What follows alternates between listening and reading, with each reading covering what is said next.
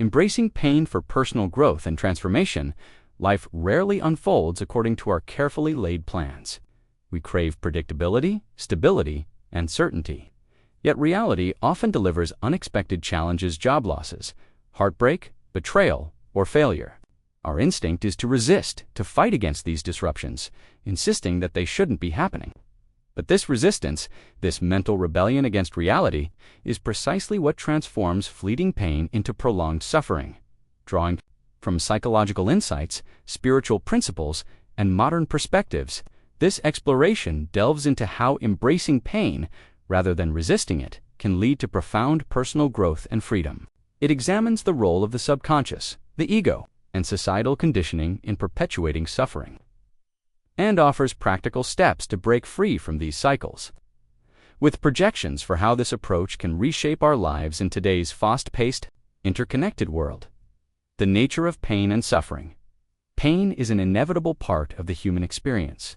Whether it's the sting of rejection, the grief of losing a loved one, or the frustration of unmet goals, pain comes to us all.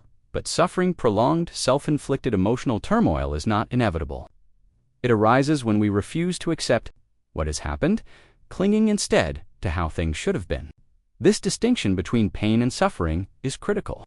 Pain is raw, immediate, and often temporary.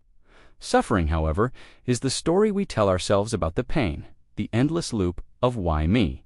or "this isn't fair." Consider a modern example: losing a job in today's economy, where automation and AI are reshaping industries. The initial pain of being laid off, fear about finances, dented self-esteem's real and valid. But if you dwell on the injustice, replaying how your employer wronged you or how you deserved better, you create a narrative that traps you in resentment. This suffering can last months or even years, long after the event itself. In contrast, accepting the loss and focusing on what you can control, baiting your skills, networking, or exploring new career paths channels your energy into growth. The philosopher Eckhart Tolle emphasizes that suffering stems from resistance to the present moment. In his book, The Power of Now, he writes, "The pain that you create now is always some form of non-acceptance, some form of unconscious resistance to what is this." This idea resonates in our current lives, where social media amplifies comparison and regret. Scrolling through curated feeds, we see others thriving and feel our pain more acutely, believing our struggles are unique or unfair. Yet, this resistance only deepens our wounds. The subconscious programming of pain. Why do we resist pain so fiercely? The answer lies in our subconscious mind, which operates like a hidden software system, programmed by early experiences. Psychologist Carl Jung, whose work on the subconscious profoundly influences modern therapy, said, "Until you make the unconscious conscious, it will direct your life and you will call it fate." Our childhood environments, whether chaotic, loving, or neglectful, shape our emotional blueprints. If you grew up in a home where love was tied to pain, for example, a parent's affection came with criticism, your subconscious may equate love with suffering. As an adult, you might unconsciously seek relationships that mirror this dynamic, not because you want pain, but because it feels familiar. In 2025, this subconscious programming is exacerbated by our hyper-connected world. Algorithms on platforms like X feed us content that reinforces our existing beliefs, subtly shaping our emotional responses. If you've internalized that you're unlucky or always betrayed, you might gravitate toward posts or communities that validate this narrative, locking you into a cycle of victim. For instance, someone who's been ghosted in a relationship might endlessly consume content about toxic partners, reinforcing the belief that they're doomed to repeat this pain.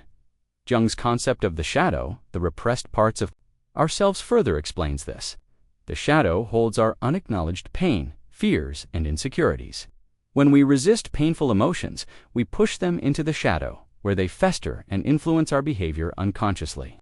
Breaking this cycle requires bringing these patterns into awareness, a process Jung called individuation. By recognizing the stories we've internalized, such as "I'm not good enough" or "I always fail," we can begin to rewrite them. Ego's role in perpetuating suffering. The ego, that inner voice defining our sense of self, is another culprit in prolonging suffering. The ego thrives on conflict, separation, and drama.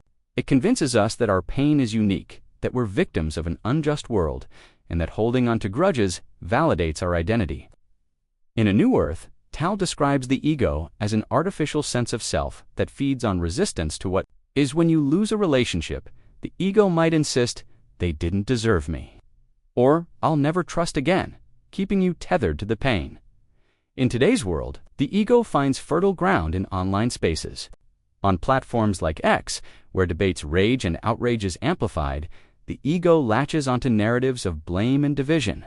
For example, after a public failure, say a startup crashing in the competitive tech landscape of 2025, the ego might push you to post defensively, blaming market conditions or investors.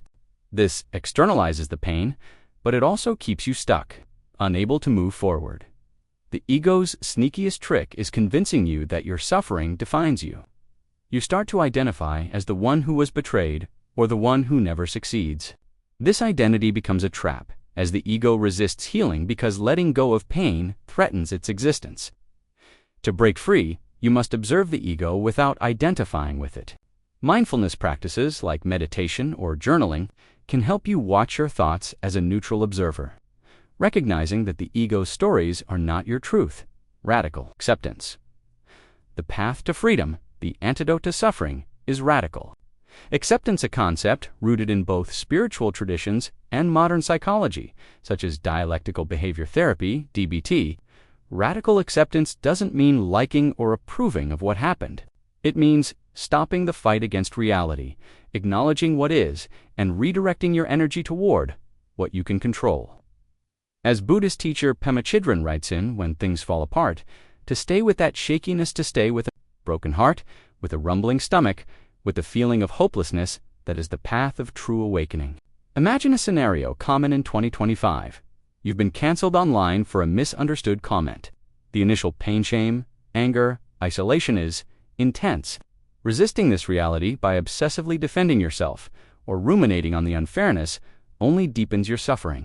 Radical acceptance, however, would involve acknowledging the situation this happened. And it hurts, feeling the emotions fully, and then asking, what can I do now? Perhaps you clarify your intent, learn from the experience, or focus. On offline relationships, this shift doesn't erase the pain, but it frees you from being defined by it. Acceptance is not passive. It's an active choice to stop pouring energy into a losing battle. In a world where AI-driven analytics predict our behaviors and outcomes, we might feel powerless against larger systems, corporate algorithms, economic shifts, or societal pressures.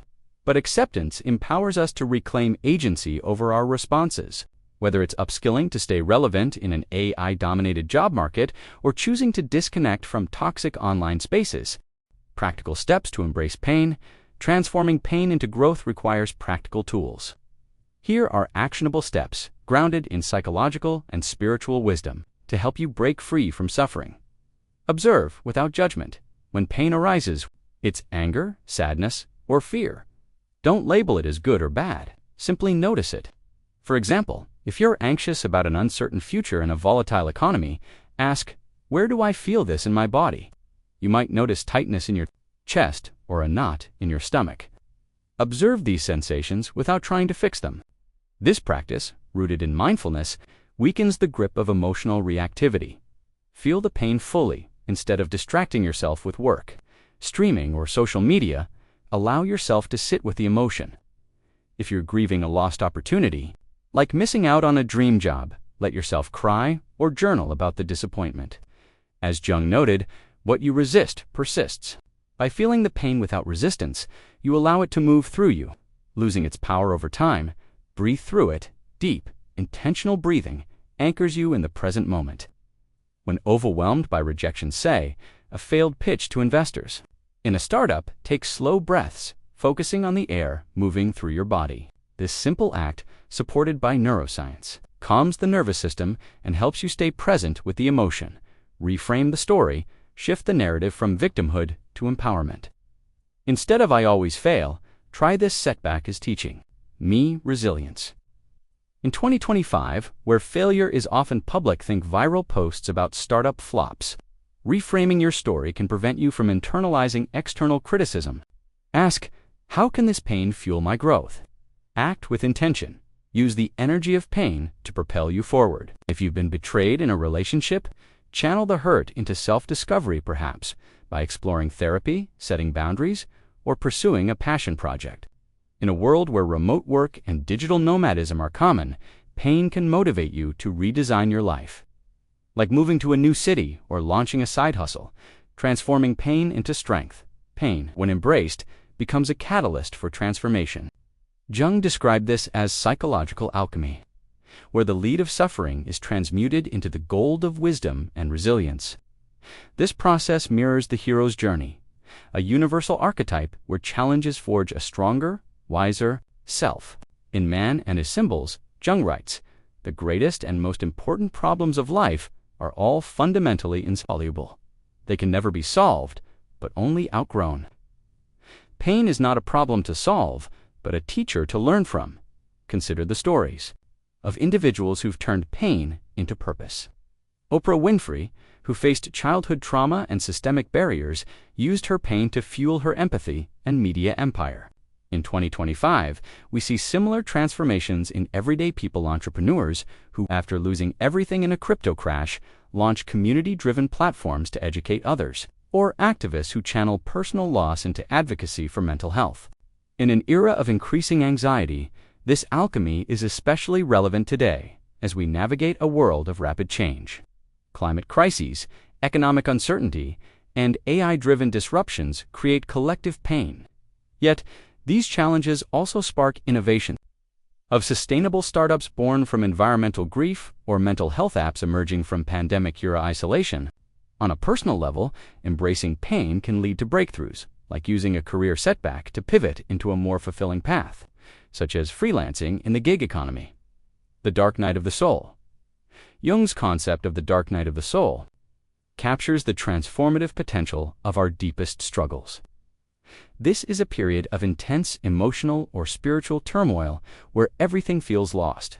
In 2025, this might manifest as burnout from the pressure to stay relevant in a hyper-competitive digital economy, or despair over global challenges like climate change. Yet Jung saw this as a sacred opportunity, a crucible for growth. He wrote, "There is no coming to consciousness without pain." During a dark night, you might feel like you're at your breaking point perhaps, after a public failure, amplified on X, or a personal loss that feels insurmountable. But by asking, "What is this pain teaching me?" you shift from victim to alchemist. For example, someone who loses their savings in a market crash might discover a passion for financial literacy, teaching others to avoid similar pitfalls. This transformation doesn't erase the pain, but gives it meaning. The universality of pain. One of the ego's lies is that your suffering is unique. In reality, pain is a universal human experience. The specifics differ: grief over a lost parent versus anxiety about AI replacing your job, but the emotional core is shared. Recognizing this universality, as Buddhist teachings emphasize, fosters compassion and connection. In the Book of Joy, the Dalai Lama and Desmond Tutu stressed that suffering binds us to others, reminding us we're not alone. In 2025, this is more relevant than ever. Social media can isolate us, making our pain feel singular as we compare our struggles to others' highlight reels. But platforms like X also offer spaces for vulnerability, where people share stories of overcoming loss or failure. Joining a community, whether online or in person, can help you see your pain as part of the human tapestry, not a personal failing. Projections for our current lives: as we move deeper into the 2020s, the pace of change accelerates. AI is transforming. Industries' climate challenges are reshaping cities, and digital connectivity blurs the line between public and private life. These shifts bring new forms of pain: job displacement, eco-anxiety, or the pressure to maintain a flawless online persona. Yet, they also offer unprecedented opportunities for growth. Career resilience. With AI automating roles, many face job insecurity. Embracing this pain means seeing it as a chance to reskill perhaps, learning to code AI models, or pivoting to creative fields less susceptible to automation. Platforms like Coursera or LinkedIn Learning, widely used in 2025, make this accessible. Mental health awareness. The stigma around mental health is fading.